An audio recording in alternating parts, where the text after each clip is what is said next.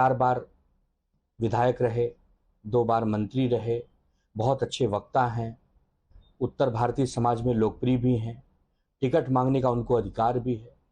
लेकिन जब पार्टियां तय करती हैं, शीर्ष नेतृत्व तय करता है, तो किसी एक व्यक्ति को ही टिकट मिल सकता है। ठीक है, अब टिकट नहीं मिला है तो नसीम खान जी जरूर थोड़े समय के लिए उदास हुए हैं, दुखी हुए हैं, नाराज हुए हैं। बीजेपी को हराने के लिए पूरी कोशिश भी करेंगे। हम नसीम खान जी को जितना जानते हैं, भारतीय जनता पार्टी को रोकना इस समय उनका भी मकसद है, हमारा भी मकसद है। The BJP believes in Sabka Saath, Sabka Vikas. Unfortunately, the Congress, not just in Maharashtra, but all across the country, does not believe in any kind of politics other than appeasement. Naseem Khan saying that he will not campaign because there are no Muslim candidates is testimony to the fact that this party has only played vote bank politics and only for a certain segment and not for society at large.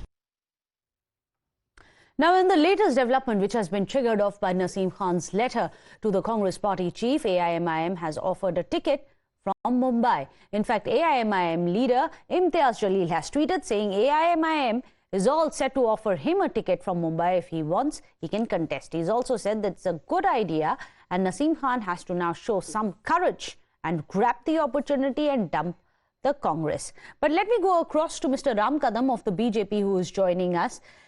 Ram Kadam जी, ये तो बड़ी interesting बात हो रही है। कांग्रेस तो हमेशा यही बोलते हैं हम माइनॉरिटीज के साथ है, वी वांट इक्वालिटी, उनका पूरा पिच रहा है, मुस्लिम कोटा का जो पिच रहा है। मगर अब उन्हीं के जो कार्यकर्ता है, some of the senior most leaders जैसे नसीम खान है, समाजवादी पार्टी के अबू आजमी आके बोल रहे हैं कि कांग्रेस ने धोखा दिया है मुस्लिम्स को।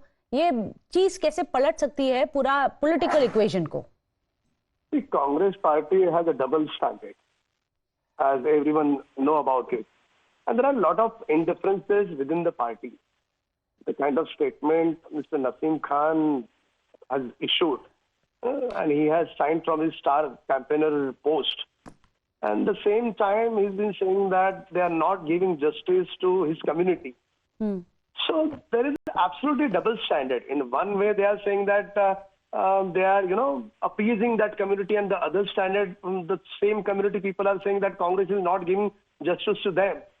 So forget about this. But the one point is very clear कि महाराष्ट्र में कांग्रेस की जो नींव है, तो बेसिक है, वो पूरी तरह से डूब रही है। इनके आपसी झगड़ों के कारण, इंडिफरेंसेस के कारण, विद इन द फाइट के कारण। And see the Congress is a national party, but regional parties, Uddhav Thackeray's party and Sharad Pawar's party, both the parties do not have even recognition of regional party. Okay. They do not have their name, they do not have their symbol, even though both the parties have dominated them when all the seats declared for the member of parliament. But the big question, of course, will remain who will gain the most from this. Ram Kadam ji, do stay on with us. Imtiaz Jalil of AIMIM is also joining us. Everyone wants to benefit and it seems fish in troubled waters. Imtiaz Jalil ji, अब तो आप भी ticket देने के लिए तैयार है नसीम खान को? जी, मैं बिल्कुल टिकट देने के लिए तैयार हूं। और देखिए, हमें शुरुआत से ये पता था कि कुछ राजनीतिक पार्टियां जो अपने आप को सेक्युलर पार्टियां कहती है और पिछले 75 सालों से मुसलमानों का, दलितों का, पिछड़ों का वोट लेते आई है, उनकी लीडरशिप उन्हें नहीं चाहिए। वोट जरूर चाहिए उन्हें कि हमें वोट दो वरना बीजेपी आ जाएगी। और अभी मेरे मित्र राम कदम साहब को मैं सुन रहा था, इनका भी कोई नैतिक अधिकार नहीं है कि दूसरों के ऊपर उंगली उठाए करके, क्योंकि भारतीय जनता पार्टी पूरे देश के अंदर 543 सीटें लड़ती है। अगर वो एक भी मुस्लिम को टिकट नहीं देती है तो पहले अपने भी गिरेबान के अंदर झांक के देख लेना चाहिए कि आप मुसलमानों के साथ कितना इंसाफ कर रहे हैं करके। लेकिन यकीनन कांग्रेस और राष्ट्रवादी कांग्रेस हमेशा से मुसलमान इनको वोट देते आए। मतलब विन विन सिचुएशन ये क्या AIMIM की ही होने वाली है? नसीम खान जी क्या लड़ेंगे? आपने बात की है उनसे?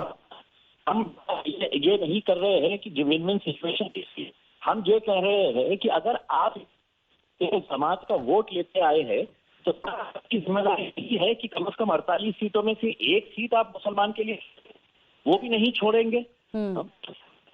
कि हर 5 साल के बाद आप हमारे दरबार में आएंगे और हमने आपके लिए तो सिर्फ कुर्सियां बिछाने का काम करना, शतरंजियां बिछाने का काम करना, ये काम करने के लिए रह गए हैं। और जीत के है तो वो जाएंगे खासदार बन के, सांसद बन के, MP बनकर वो बैठेंगे, मंत्री बनकर वो बैठेंगे और हम आपकी गुलामगिरी करते रहना चाहिए। तो सभी राजनीतिक पार्टियां, मगर वो तो बोल रहे हैं कि they are the champions of Muslim rights. अभी तो बीजेपी वायरल भी कर रही है जो मनमोहन सिंह जी का बयान था when he was the prime minister that the first right should be that. अगर उनका वो व्यू है मुस्लिम्स के that they want to give them not just the right but also the first right on India's resources, तो आप बोल रहे हैं कि नहीं दे रहे। देखिए, बीजेपी के बारे में तो आप जितना कम बोलेंगे उतना ज्यादा बेहतर रहेगा, क्योंकि बीजेपी को तो ये लगता ही नहीं है कि इस मुल्क में माइनॉरिटीज का एक बहुत बड़ा तबका, जिसको हम माइनॉरिटीज के अंदर माइनॉरिटी वाला तबका जो है वो मुसलमानों का है करके, और जब आप बड़े बड़े गप्पे मारते हैं, नारे आपने ये बड़ी बात कर दी है राम कदम जी से, तो ये पूछना बनता ही है। Do stay on with us Imtiaz Jaleel. Ram Kadam ji, आप कुछ बोलना चाहेंगे? देखिए, कांग्रेस दल ये कंफ्यूज पार्टी है। ये इनके नेता चुनाव समीप आते हैं तो मंदिरों में जाते हैं, गले में जनेऊ पहनते हैं, और चुनाव समाप्त होने के बाद यही कांग्रेस दल है जो हिंदू विरोधी बातें करता है। तो ये पूरी तरह से कंफ्यूज पार्टी है, लोगों ने इनको नकार दिया है। और रहा सवाल एमआईएम का, उनकी भी हालत इसी प्रकार की है। इस देश ने मन बनाया है कि मोदी जी तीसरी बार प्रधानमंत्री होंगे और देश हित के लिए होंगे। आज देश सब दूर जिस प्रकार से प्रोग्रेस कर रहा है, इस बात को कौन नकार सकता है? मगर एआईएमआईएम तो बोल रही है कि वो मुस्लिम विरोधी पार्टी है। बीजेपी को तो मुस्लिम विरोधी बोल रहे हैं इम्तियाज जलील। हम सबका साथ कहते हैं, हमने किसी एक तबके का साथ नहीं कहा, सबका साथ कहा। हमने ट्रिपल तलाक की बात हमने जब करी, एक जो हमारी जो बहन है उसको 3 बार तलाक बोल करके उसको घर बिठा दिया जाता था, तो ये किसके हितों की बात थी? मैं आपको 100 चीजें गिनवा सकता हूँ जो हर तबके के लिए मोदी जी ने की है, मुस्लिम समाज के लिए भी मोदी जी ने की है। तो इसके लिए सबका साथ, इसका अर्थ ये होता है सभी धर्मों का, सभी पंथों का, सभी जातियों का विकास। हम जाति धर्मों के ऊपर इंसानियत, माँ भारती का हम प्रोग्रेस चाहते हैं। लोकतंत्र के अंतिम पायदान के सीढ़ी पर जो गरीब व्यक्ति बैठा है उसके उत्थान की हम बात करते हैं। जब हमने घर घर में टॉयलेट दिए तो ये नहीं देखा कि ये कौन से धर्म का है। जब 25 करोड़ लोग गरीबी रेखा के ऊपर उठे, तब उनका धर्म देख करके उनको ऊपर नहीं उठाया। जब तो धर्म के नाम में ये राजनीति क्यों हो रही है? Well, we'll have to leave it there, gentlemen. Imtiaz Jaleel as well as Ram Kadam ji, thank you so much for joining us. But this goes to show the significance and the importance of the minority vote bank, that you have such fierce politics over it. Meanwhile, there is another reaction which is coming in. Sanjay Nirupam has also now hit out at the Congress party, saying that the Congress is contesting in less than 300 seats. Last time Congress's strike rate was 8%. Even if it increases to 10% this time, Congress will not win more than 30 seats this time around, because it's even contesting fewer seats. Listen in.